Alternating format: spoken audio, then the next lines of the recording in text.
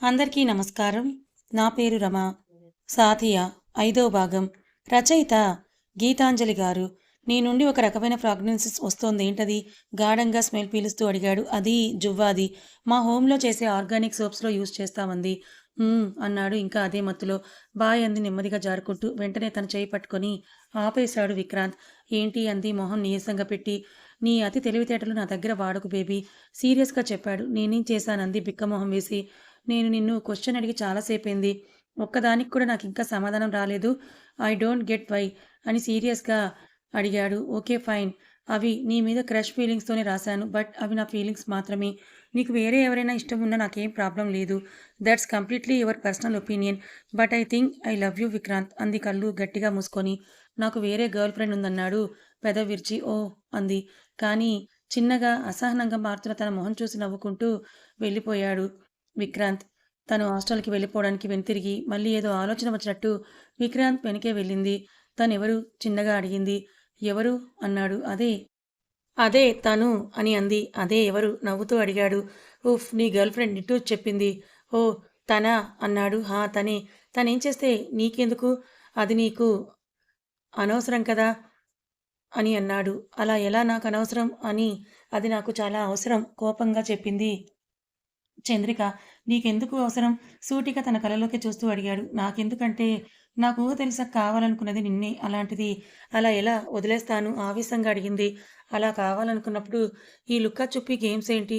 కళ్ళెగరేస్తూ అడిగాడు. డైరెక్ట్‌గా చెప్పాక నువ్వు రిజెక్ట్ చేస్తే I don't want you miss you అని అంది బేలగా. I also don't want to miss you miss Meera Shikhara Chandrika అన్నాడు ప్రేమగా తన కళ్ళల్లోకే చూస్తూ. నిజంగానా? ఆల్చిప్పలంత చేసిన కళ్ళతో అడిగింది. అన్నాడు తన కళ్ళల్లో మెరుపుని చూస్తూ. నీకు ఎక్స్ ఉన్నారా? వెంటనే అడిగేసింది.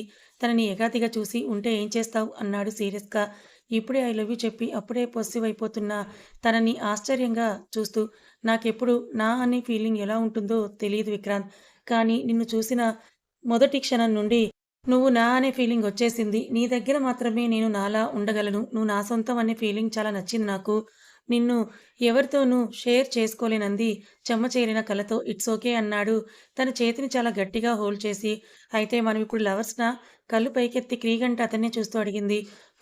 టెక్నికల్‌గా అదేగా అన్నాడు నవ్వుతూ. అయితే నాకు కొన్ని రూల్స్ ఉన్నాయంది. రూల్సా? ఏంటి? అన్నాడు అయోమయంగా. అంటే ఇప్పుడు మనం లవ్ చేసుకుంటున్నాం కదా అని ఎక్కడికి పడితే అక్కడికి నన్ను తిప్పకూడదు. పార్కులకి, షికార్లకి రమ్మని అడగకూడదు. ముద్దులు, హగ్గులు అయితే నో ఛాన్స్. ఇంకా కాస్త అండ్ ఫైనల్ అని దీర్ఘంగా నిట్టూర్చి, ఫ్యూచర్‌లో నేను సెటిల్ అయ్యాక నా హోమ్ అంటే నాకు పుట్టిల్లు లెక్క. దాన్ని చూసుకోవాల్సిన బాధ్యత నాకుంది. ఒకవేళ నీకు ఆ విషయంలో ఇబ్బంది ఉంటే మన రిలేషన్ ఇక్కడే ఆపేయడానికి నాకేం అభ్యంతరం లేదు. అతని కళ్ళలోకే సూటిగా చూసి చెప్పలేక మొహం పక్కకు తిప్పేసి చెప్పింది చంద్రిక. ముయ్ ఆ గబ్బు నోరు మూసేయ్. ఇంకా మొదలు కూడా పెట్టకుండా అప్పుడే స్టాప్ వరకు వెళ్ళిపోయింది చూడు అని కోపంగా చూశాడు. మళ్ళీ ఇప్పుడు చెప్పకుండా ఆ తర్వాత చెప్పి నీకు కోపం వస్తే నన్నంటావు చూడు. అది అస్సలిష్టం లేదు నాకు అంది కళ్ళు తిప్పుతూ. నువ్వు పెట్టిన కండిషన్స్ అస్సలు నచ్చలేదు నాకు. అవ్వా! అసలు ఏ లోకంలో బ్రతుకుతున్నావు నువ్వు? హగ్గు కూడా వద్దు అంటే మరి చచ్చిపోవాలి నేను. ఢిల్లీలో ఉంటున్నావు పాప. కాస్త అట్లా బ్రతుకు అన్నాడు కొరకొరా చూస్తూ. ఆ మాట వినగానే మూతి ముడిచి ఒక్క నిమిషం ఆలోచించి ఓన్లీ హగ్స్ అంది చిన్నగా. ఓకే. ఓన్లీ హగ్స్ అన్నాడు నవ్వుతూ. అంది. అసలా లెటర్స్ రాయడం ఏంటి తల్లీ? నమస్కారం నీకు. ఎక్కడెక్కడ విషయాలు కలిపి ఒక లేఖలో రాసి దాన్ని అందాన్ని, అర్థాన్ని చూపించావు చూడు జోహార్లు నీకు అన్నాడు సర్కాస్టిక్‌గా. ఆహా! అందుకేనా కనుక్కోడానికి ఇన్ని రోజులు పట్టింది? కళ్ళెగరేస్తూ అడిగింది. అట్‌లీస్ట్ ఇప్పటికైనా కనుక్కున్నానుగా అన్నాడు. అని అంది. కాఫీ? అన్నాడు. నువ్వు తాగవు కదా! Cool drink is okay for me అంది. తనకి ఒక కూల్ డ్రింక్ చెప్పి తనకి ఫుడ్ తెచ్చుకున్నాడు బ్యాడీ. ఏంటివి? అంది రంగురంగుల్లో వింత వింత షేపుల్లో కనిపిస్తున్న ఆ ఐటెమ్స్‌ని ఆశ్చర్యంగా చూస్తూ. ఇవి నా ఫేవరెట్ ఫుడ్ ఐటెమ్స్. బేసిక్‌గా నేపాలీ థాలీ అన్నమాట. ఇది ఆటో, ఇది చుర్రా, ఇది బటుక్ అని ఒక్కొక్క ఐటెమ్స్ చదువుతూ ఉంటే వద్దు నువ్వంత కష్టపడకు పర్లేదు అంది భయంగా వాటినే చూస్తూ. హహ! బావుంటాయి ట్రై చెయ్ అని అన్నాడు విక్రాంత్ ఒక స్పూన్ తీసి తన వైపు పెట్టి. నిజంగా బావుంటుందా? మళ్ళీ అడిగింది అనుమానంగా వాటి వైపే చూస్తూ. చంద్రిక కాస్త భయంగా. నిజంగా నిజమే దెయ్యం అన్నాడు విక్రాంత్. అయితే ఓకే అని అంటూ నోరు తెరిచింది. తన నోట్లో స్పూన్ పెట్టి రియాక్షన్ కోసం చూశాడు. సూపర్ అంది. మళ్ళీ నోరు తెరిచి ఆహా! పాగల్ అని ఇంకొకటి చెప్పనా నీకు? అన్నాడు స్పూన్ పెడుతూ. వద్దు ఆకలిగా లేదు అంది. ఓకే అయితే అనేదో మాట్లాడుతూ తింటుంటే ఇంతకీ నేనే అని ఎలా కనిపెట్టావు? చాలా క్యూరియస్‌గా అడిగింది. ఆ రోజు నైట్ అక్క వాళ్ళ ఇంటి నుంచి వచ్చేటప్పుడు నా పక్కన నించున్నావు చూసావా? ఆ జువ్వాది వాసన అప్పుడే అనుకున్నా నువ్వేనని. కానీ మళ్ళీ డౌట్ నువ్వో కాదో అని. పైకి మాత్రం నేనంటే ఎంత కోపం ఉన్నట్టు నటించావు? అస్సలు మర్చిపోను. టైం వచ్చినప్పుడు వడ్డీతో సహా తీర్చుకుంటా ఉక్రోషంగా చెప్పాడు. ఆహా! ట్రై చెయ్యి అయితే చూద్దాం అంది నవ్వుతూ. ఓకే. టైం వచ్చినప్పుడు చూద్దాం కానీ క్లాసెస్ ఎలా అవుతున్నాయని రెగ్యులర్ క్వెషన్స్ అడిగాడు. వాటికి సమాధానాలు చెప్పి సరదాగా కాసేపు మాట్లాడి వెళ్ళొస్తా అని అంది చంద్రిక. బాయ్ చిరునవ్వుతో చెప్పాడు. అతని నవ్వులోని సమ్మోహనంకి ప్రతిసారిలాగానే ఈసారి కూడా మాయలో పడిపోయింది. వాళ్ళకి ప్రేమలో ఆతృత లేదు. ఏదో చేసెయ్యాలి అని గొప్ప లేదు. జస్ట్ ఒకరి గురించి ఒకరు పూర్తిగా తెలుసుకొని జీవితాన్ని ఇంకా ముందుకి తీసుకెళ్ళాలి అనే క్లారిటీ తప్ప. అలానే సంవత్సరం గడిపేశారు ఆ ఇద్దరూ కూడా. ఈ సంవత్సరంలో వాళ్ళిద్దరూ బయటికి వెళ్ళిందే లేదు. గంటలు గంటలు సోది వేసుకోలేదు.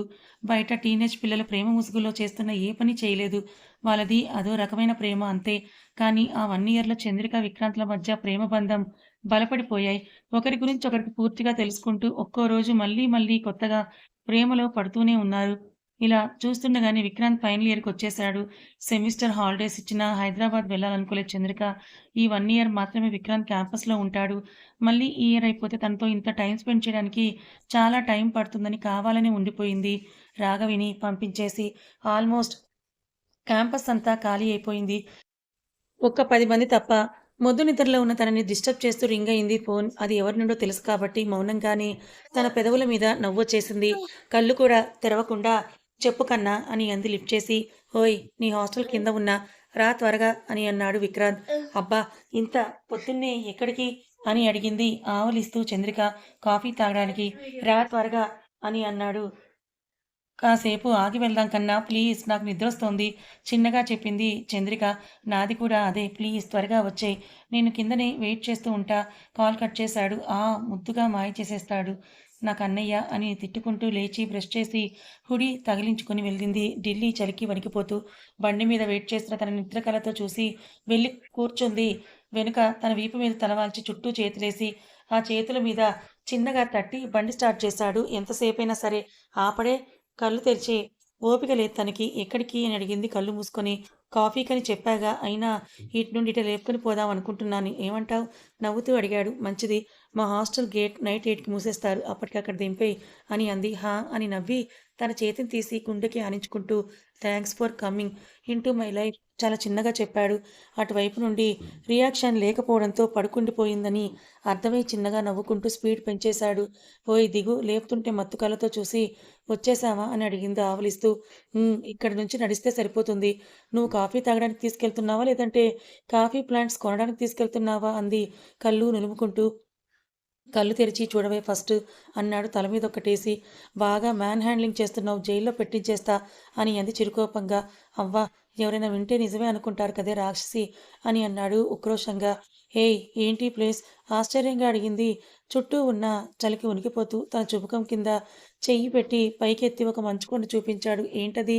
అని అంది ఆ కొండని అబ్బురంగా చూస్తూ. దాని మీద శివుడిది ఒక గోల్డెన్ టెంపుల్ ఉంది. కాకపోతే ట్రాన్స్‌పోర్ట్ ఉండదు. ట్రెక్ చేస్తూ వెళ్ళాలి. వెళ్దామని తీసుకొచ్చానన్నాడు. ఏంటి నిజమా? నమ్మలేక మళ్ళీ అడిగింది. తానెప్పుడో ట్రెక్కింగ్ అంటే ఇష్టమని మాటల్లో చెప్తే దాన్ని గుర్తుపెట్టుకొని తన విష్ ఫుల్‌ఫిల్ చేశాడనే ఆనందంలో పద అన్నాడు. తన చెయ్యి గుంజేసి లాక్కెళ్ళిపోతూ. కాఫీ కన్నావ్? ఎర్రటి ముక్కుతో కోపంగా అడిగింది. అక్కడ తాగుదామనన్నాడు అల్లరిగా నవ్వుతూ. సగం కొండ ఎక్కేశాక మొహం బేలగా పెట్టింది నా వల్ల కాదంటూ. ఎత్తుకోనా? అన్నాడు వెటకారంగా అడుగుతున్నాడనుకుని. ఎత్తుకో అంది చేతులు చాపి. వెంటనే గాలిలోకి లేచింది పిల్ల. ఆ! నాకు గిలిగింతలవుతున్నాయి. వదిలేయ్ ప్లీజ్ అని అంది నవ్వుతూ చంద్రిక. హహ! గిలిగింతలు ఏంటే? అన్నాడు. ఏమో నీ చెయ్యి తీయి బాబు ఫస్ట్. నాకు గిలిగింతలవుతున్నాయి అనింది వేగంగా మారుతున్న ఆమె గుండె చప్పుడుని అదుపు చేసుకుంటూ. చెయ్యి తీస్తే మరి కింద పడిపోతావు నువ్వు. ఉందా లేదా అన్నట్టున్న నీ నడుము ముక్కలైపోతుంది పెర్మనెంట్‌గా ఇక బెడ్ రెస్టే అన్నాడు చిన్నగా. అంటే నన్నిక్కడ పడేసి కాలేజీకి వెళ్ళి వేరే అమ్మాయిని సెట్ చేసుకుందామని అనుకుంటున్నావన్నమాట అంది ముక్కు పుటాలు ఎగరేస్తూ, సంవత్సరం నుండి నువ్వే అర్థం కాలేదు నాకు. ఇంక వేరే అమ్మాయి ఎందుకులే.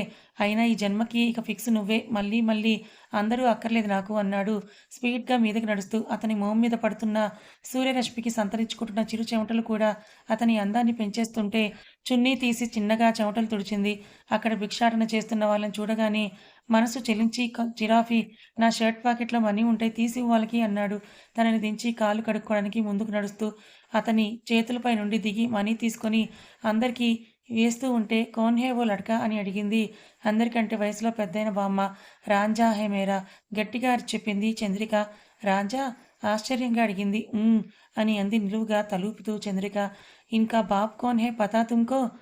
వాళ్ళ నాన్నెవరో తెలుసా నీకు అని అడిగింది ఆ పెద్దావిడ. కళ్ళ నిండా ఆశ్చర్యంతో చంద్రికకి సమాధానం చెప్పే టైం కూడా ఇవ్వలేదు బాబు. టైం అవుతోంది రమ్మని చంద్రిక చేతిని గుంజేసుకుని మరీ మీదకి లాక్కెళ్ళిపోతున్నాడు. అయ్యో వస్తున్నా కదా, ఆవిడేదో మాట్లాడుతోంది కదా కన్నా అని అంది చంద్రిక. వచ్చాక మాట్లాడు వాళ్ళతో తీరిగ్గా. తొందరగా వెళ్ళకపోతే అక్కడ టెంపుల్ని క్లోజ్ చేసేస్తారన్నాడు. తను చెప్పింది కరెక్టే కాబట్టి మౌనంగా వెళ్ళిపోయింది లోపలికి.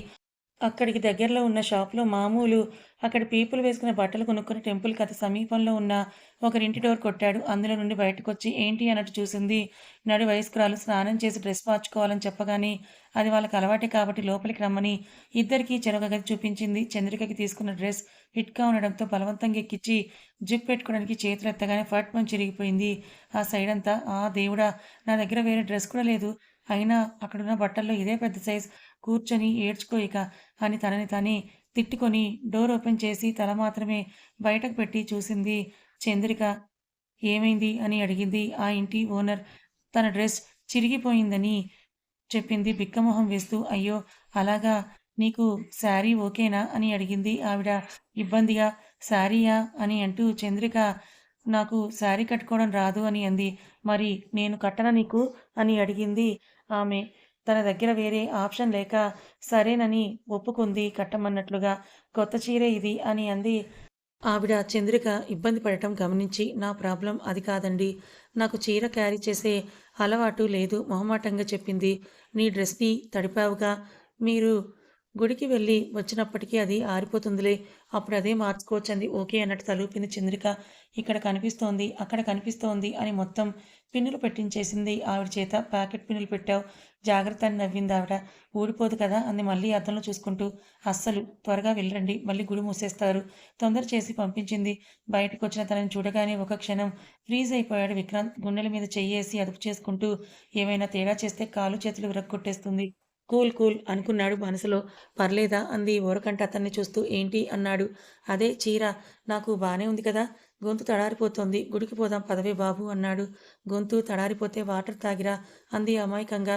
ఆ మాట వినగానే తనని చంపెయ్యాలన్నంత కోపం వస్తూ ఉంటే నెత్తిన ఒక్కటి పీకి చుప్ అని అన్నాడు గట్టిగా. ఇదిగో కసురుతున్నావు నన్ను.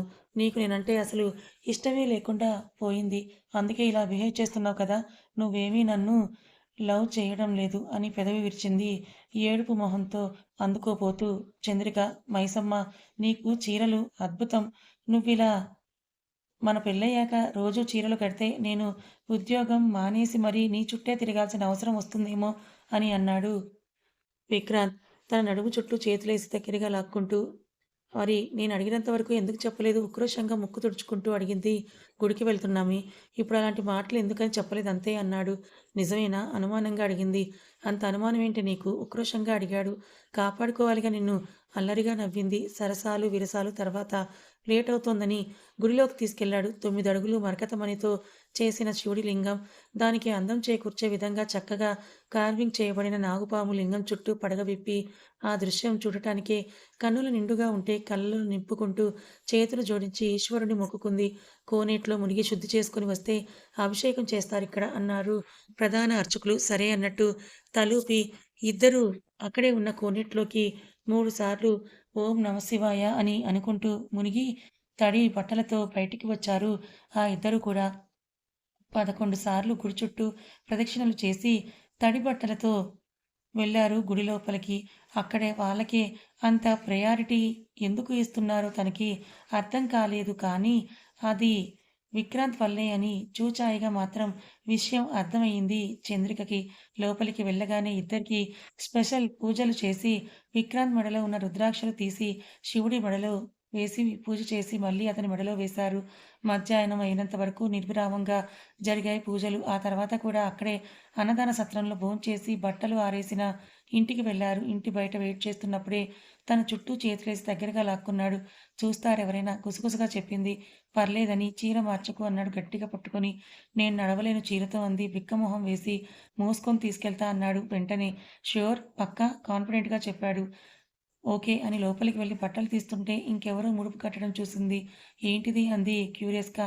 ఇది రుద్రుడి ముడుపు. బాగా కోపం ఎక్కువ ఉన్న వాళ్ళకి కోపం తగ్గడానికి కడతారు అంది.